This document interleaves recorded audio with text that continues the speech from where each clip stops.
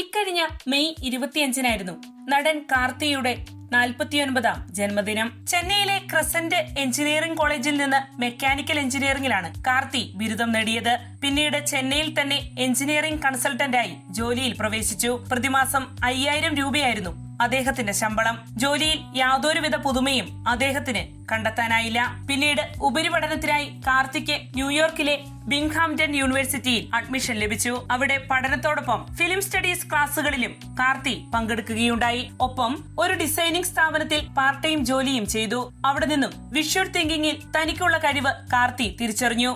അവിടെ നിന്നും പിന്നീട് ഇന്ത്യയിലേക്ക് മടങ്ങിയെത്തിയപ്പോഴാണ് സിനിമാ രംഗത്ത് വർക്ക് ചെയ്യണമെന്ന ആശയം കാർത്തിയിൽ ഉദിച്ചത്. അങ്ങനെയാണ് മണിരത്നത്തിന്റെ ആയുധ എഴുത്ത് എന്ന ചിത്രത്തിലൂടെ അസിസ്റ്റന്റ് ഡയറക്ടറായി കാർത്തി എത്തിയത്.